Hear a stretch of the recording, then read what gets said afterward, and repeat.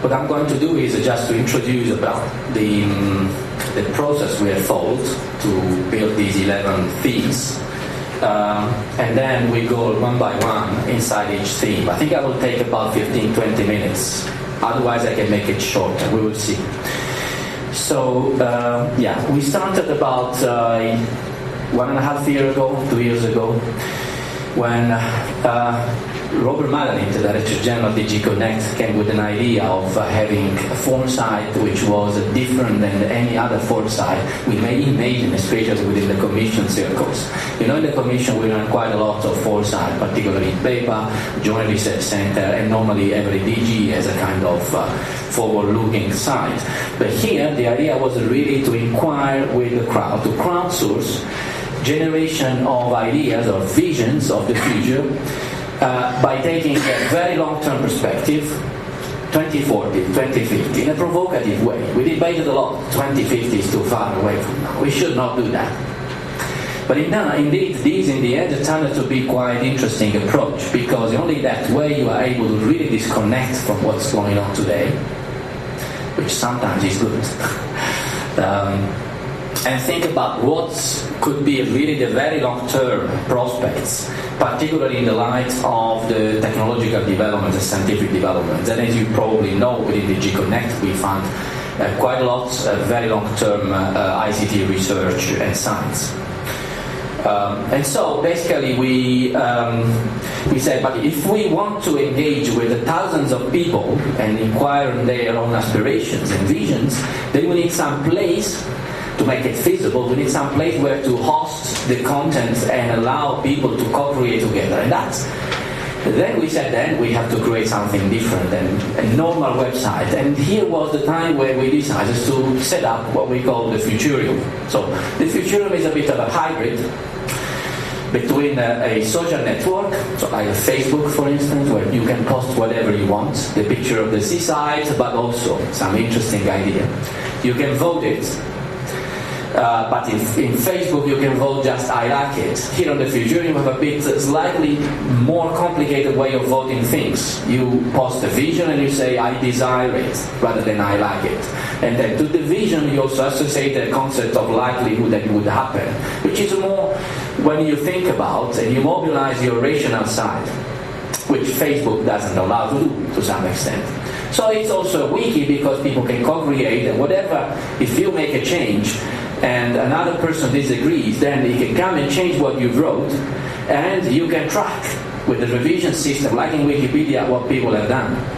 And ultimately, the Futurium is also a bit of a foresight tool because it incarnates all and implements all the concepts that we are used to work with in foresight circles. A vision, or in policy making in general, a vision, a trends or impact or plausibility, if a policy is doable or not. You associate the concept of feasibility. If the budget is available and it's feasible. If the budget is not available, it's not feasible. So all these things are in the Futurium. So basically we started that, then we launched the Futurium, as James just reminded us, in November 1 year ago, 2002, 1 year ago, and then at the point in time, actually just before summer break this year, we started what we call the sense making, which is analyzing all the futures co-created by the crowd, looking if all the different aspects were covered. For instance, if the Horizon 2020 at that time in a draft phase,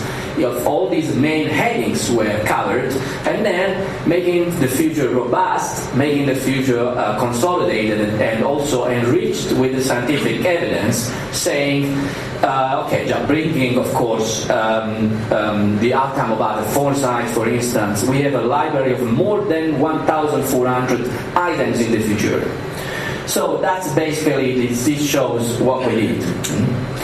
So the outcome of this sense making, we finished basically in mid-October, was these 11 themes.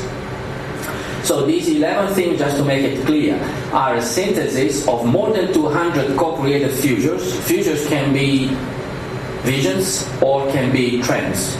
So you can attach a time horizon to a future. Is it for 2030 or is it really science fiction, 2050 or even beyond?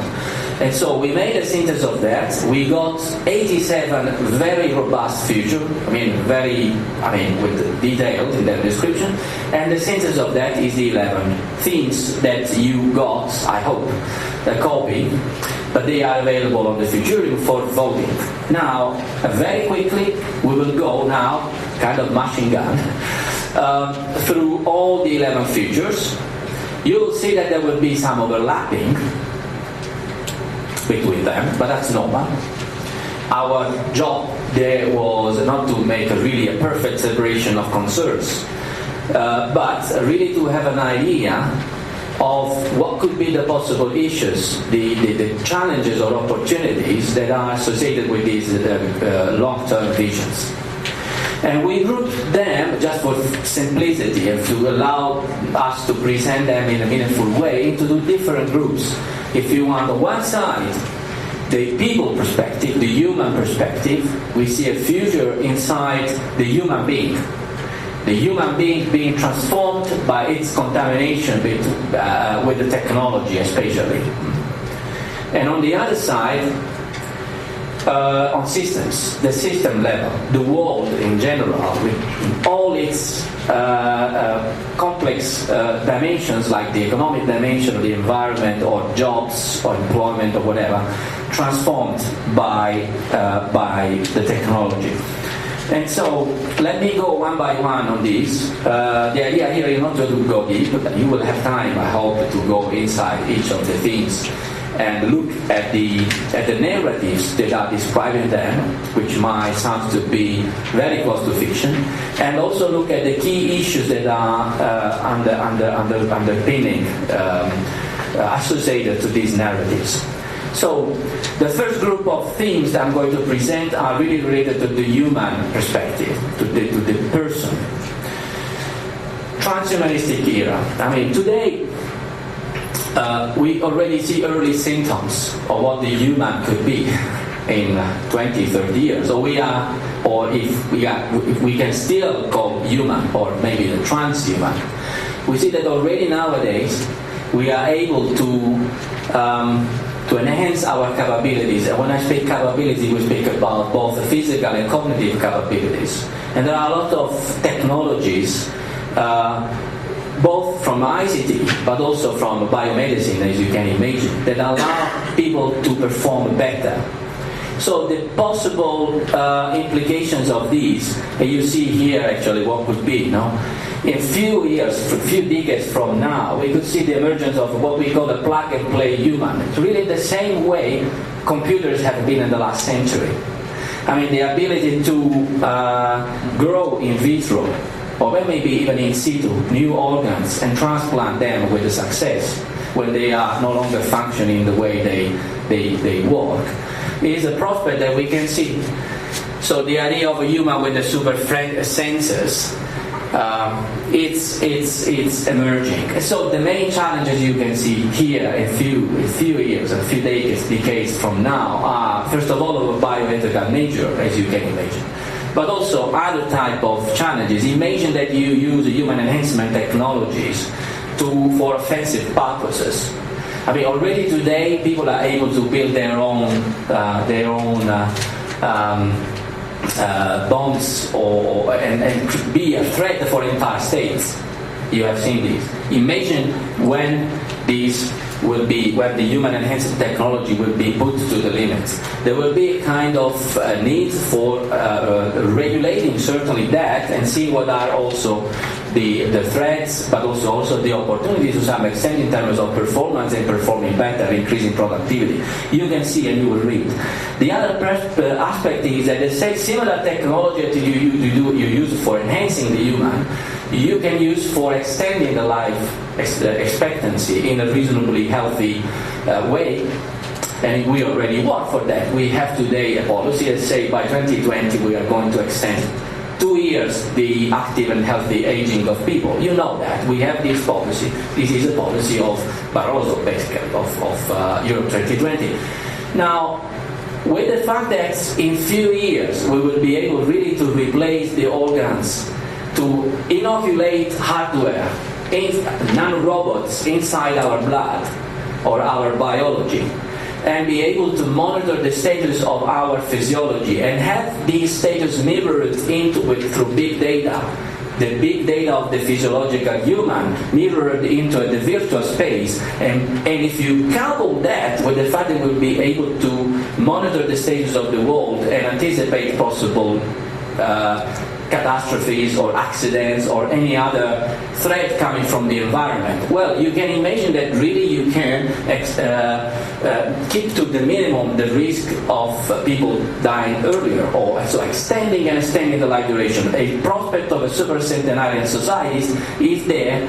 So the question is, if we will be able to live till 100 years and work and play until from really cradle to the very last day, then we have a problem.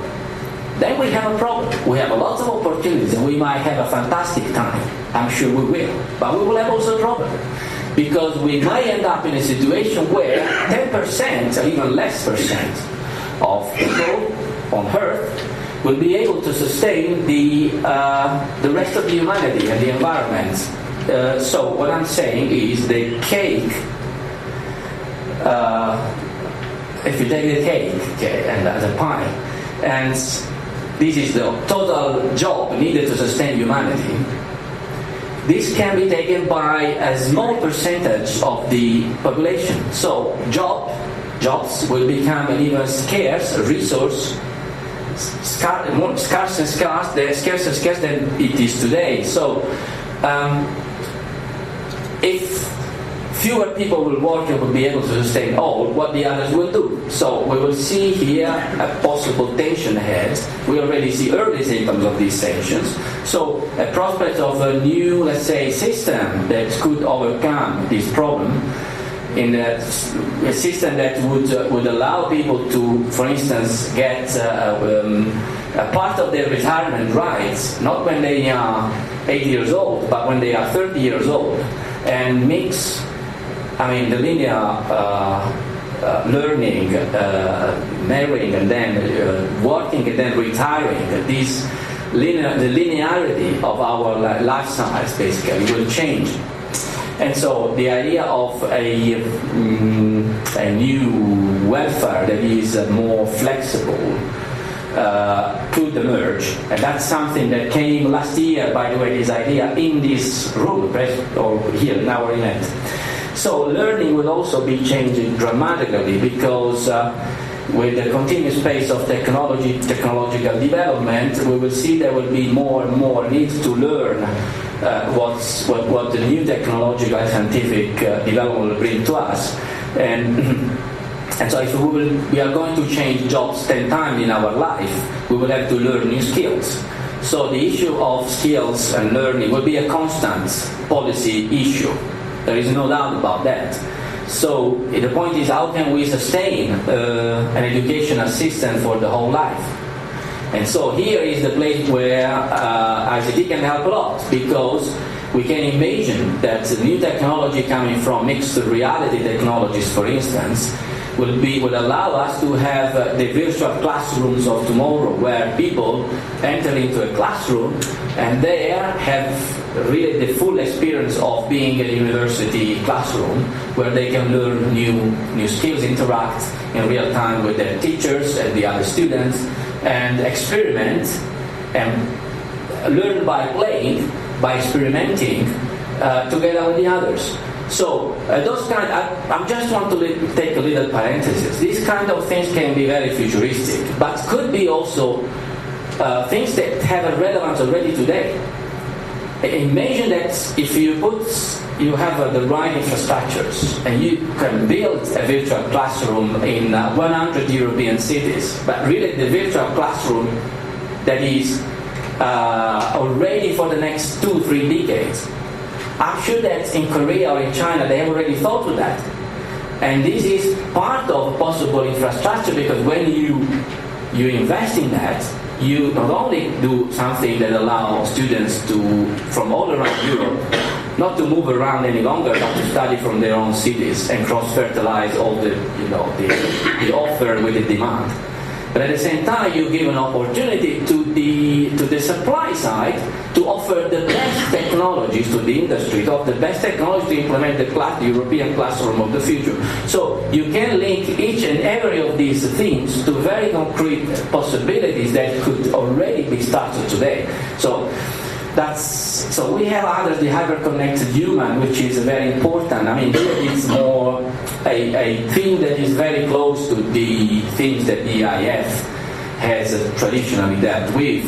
Here we are speaking about, this is a constant. Ensuring that the connectivity will be brought to all European citizens is today the problem, and it will continue to be a constant or an invariant, if we want, for the next forever, I would say, because here we will always have the issue of the spectrum, how to manage it, how to bring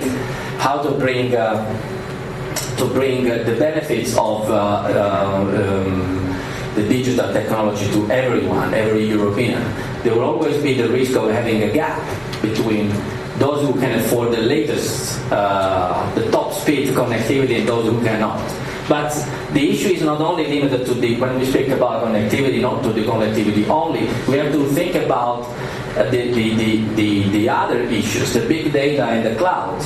Will the cloud survive and will continue to be there for the next 5 years, 10 years, 20 years? This is a question we have to ask, because all of this is also related to the point of the industrial competitiveness. I don't want to be, very partial. We would be very impartial, I would say, if we would link the issue of the competitiveness only to that theme. It's cross-cutting all the 11 things. But certainly here you can see very clearly. And we might say, okay, if the rationale for for the cloud to have flourished, because now it's cloud, and cloud, if the motivations for that were partly the market decided that, but partly were objective motivation, because you can save costs, the reason why the cloud is there, and not another technology, because you can save a lot of costs, mostly, right? But you can share, you have lower entry barriers for the small enterprise and so on and so forth. But with the fact that for instance, that the cost of storage could be dramatically lowered down, and also of aberration, because we will have solid-state memory or other type of memory because of the graphene. The very reasons why cloud is there today may fall down at a point in time. So, for instance, we could go back to a totally distributed paradigm, like organic computing or peer-to-peer again, or grid computing, where we will see different approaches. So we need, I think, to start this reflection, because soon this could be, let's say soon, in 5-10 years this could change. Though we know in this moment we are all fighting together to make the cloud, the technology deployed everywhere. Okay, so another important point is the new actors and polarities. And we see that the human enhancement technologies, coupled with the fact that we have the social networks and the internet and the web flourishing everywhere, this makes people, first of all, that means the individuals, empowered more and more. This is another issue that came actually with cross-fertilizing our efforts in foresight. The empowerment of the individual is something we will see more and more in the future. And what is also important, that also communities are going to be more empowered, because they take millions, or even if not billions of people, and they bring together, and then they generate a kind of a kind of lock-in, if you want, which is not a technological lock-in, but it is a friendship lock-in to some extent. You go there, you cannot escape. You are now with your social network, Facebook or G+, or whatever it is, and you will no longer leave it, because your friends are there. You are in a pub, and that is the pub of your life. And that is giving a lot of, this is very tremendously disruptive from a societal point of view. And therefore, you know what are the issues there. The issues of the data, the big data, the privacy protection, and the personal data management, and the identity management, and the definition of an identity in the digital space, and the management of this identity in the digital space. And so making sure that our European values that are unique in the world, just highlighting that. I know that you know, but it's very important to always highlight that those are unique in the world, are reflected into the technologies. And so you see here the challenges. Go very quickly because otherwise there will be no time for debating. The media is another important point. We felt important to have, that we deserve a separate theme. Why? Because actually we know that there is, especially for the changing roles inside the media sector, today co-creation is an important buzzword in the field of media and content production, because people co-create, people create their own content. And so there is a blurring of borders between different sectors, which is affecting, first of all, the media. In fact, in a couple, 2 or 3 brainstorming we did with the different media associations here in Brussels and all around, there was quite a lot of preoccupation on the future of media because of that. And so issues of quality, if everyone is going to produce his own blog and from the blog creates, be a journalist of him or herself, then there is an issue of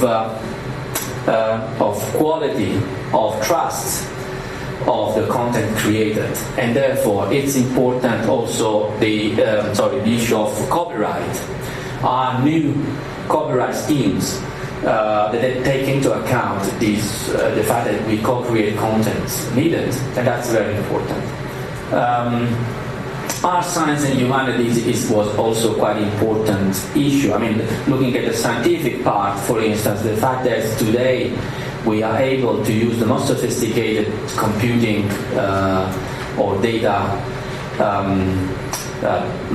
processing or simulation and modeling and simulation capacities all around the world makes everyone a scientist from his or her own desk. And this is changing a lot the scientific paradigm. And there we have similar issues. There is an issue of ownership. There is an issue of rewarding. Today, if you have if you can be a scientist from your own desk, but who is certifying this? Who is recognizing this? The internet is somehow disrupting the traditional scientific rewarding and recognition schemes, and that's very important as well. And a lot also on arts and humanities. It's very important, this part as well. See these villages and communities, again, this is together with the new economic models are very important, because if we look at technologies like advanced automation, advanced robotics, if we look at the 3D printing and new materials, we can imagine that in a few decades from now, we can design our own clothes, our own glasses, our own spoons, our own plates, our own watches, everything, our own furnitures, and maybe cars. We design them at home, we pre-print like a draft or a prototype, and then we send it to the next high-quality printer, which is probably in town or maybe in a department or somewhere, and produce there. And so you can imagine the impact from an economic point of view that this could entail. Because if there was a trend one day which was called globalization, and this globalization was driven by cheap labor costs or lower wages or whatever, then the 3D printing can be the technology that will bring production and consumption local, where the product will reflect your own taste, your own creativity, or the creativity of your culture. So the spirit of the little town that is there somewhere in Scotland or in Italy, the Apennine, or in Spain or in Poland is reflected into the product, and this may revert the trends to globalization in production and consumption. And so this is another interesting thing. And the flourishing of do-it-yourself economy, the open hardware, the open software, together the two. Today we see already the open hardware, we see early symptoms of that. A kind of standardization of open hardware platforms, like for instance the Arduino, tells Intel to implement chips or boards for that particular board, and the standard, and this will enable every one of us to build our own system with the Arduino. And the fact that we will be more and more trained for that will allow us to do it for our own house, for our own, working place or whatever.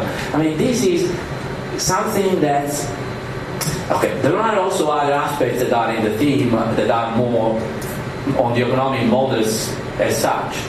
The circular economy, the economy of the common good. All of these have been already said by the different Nobel laureates, as you know. But this is something that, according to our inquiry, will take time because it's a big transformation. So if we say, okay, so what? This is aspiration, it is a dream. But again, I want to bring a concrete possibility because there could be. Imagine we are investing in smart cities in the Commission. We are investing a lot, even in member states. Santander, an example, right?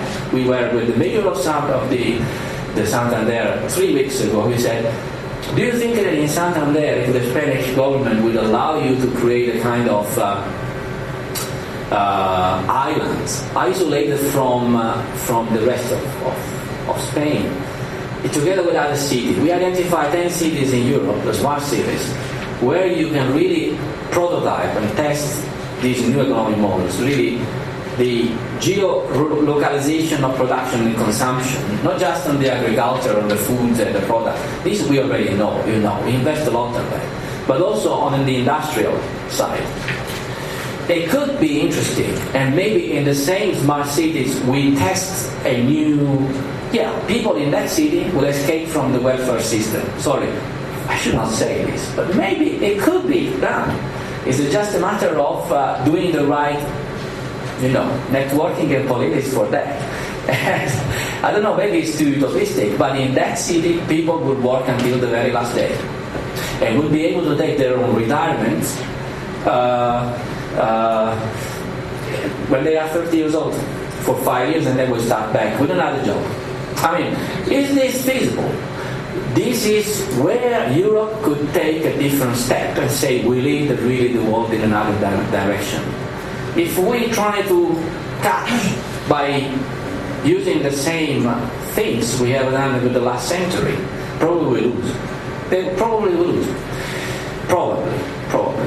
If the message is we need to push and be more productive, so technology, lowering wages, and other economic theory and the recipe that we know, is okay, fine. But perhaps there is a different way. We could start to concretely experiment, but that's difficult. And last but not least, global peace. And then I finish. So the global peace, I think this is something that is more and more felt. We know that today. But the ICT, big data, cloud, the Internet of Things,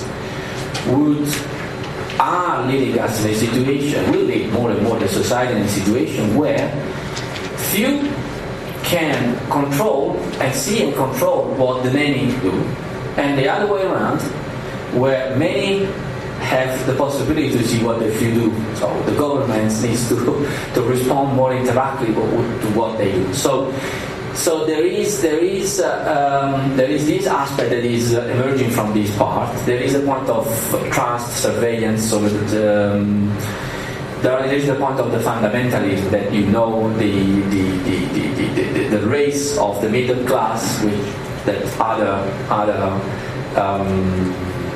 reports, several reports had reported on the fact that if the Chinese government decides that 10% of its low class has to become mid class, for whatever reason. Of course, this has consequences at the global level in competition for resources and other things. And so this is the big issue. When we did our inquiry, people all said, what do you see? Would you see a peaceful world or a world of conflict? Probably there will always be this. Okay? But people said 2050 it will be much more peaceful than today. But from now, 2050, we will have to take a different, will be difficult. And there are a lot of risks the world is incurring. So, we finished very quickly. So, we did Digital Future. We built a platform called Futurium. We did a crowdsourcing. We generated 200 futures, 1,400 and more library entries. We covered everything possible in terms of topics, and you have seen from the length of my presentation. We have 1,400 more, reaching almost 1,500 Futurisms, members of the Future, continuing to co-create and vote. We have done quite a lot. Now, in terms of content, I just summarized with the two science fiction, close to fiction things. The singularity is here. I mean, as I said at the beginning, human enhancement, machine and biology and hardware are more and more integrating more and more with all the possible challenges and opportunities that these may entail. And also the matrix is not far as well. It's another science fiction prospects, the ability to model the world, having the world visualized for us to be able to understand better how it evolves and take the better decisions than ever actually. And so just the last slide, the Futurium is still an ongoing process. What we did was to do a sense making, and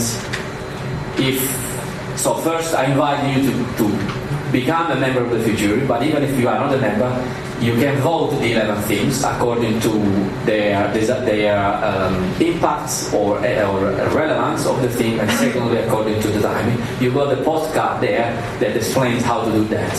And secondly, if the Futurium is an ongoing process, it's an open-ended process, anyone can, in one way or the other, do a sense making, the same that we have done. So you can analyze the Futurium, and we can help in giving you the data in an anonymous format for you to do your own synthesis. You might have only 5 themes, or you might have 20 themes. It's up to you. So this is feasible. With these slides, I conclude. Thank you very much.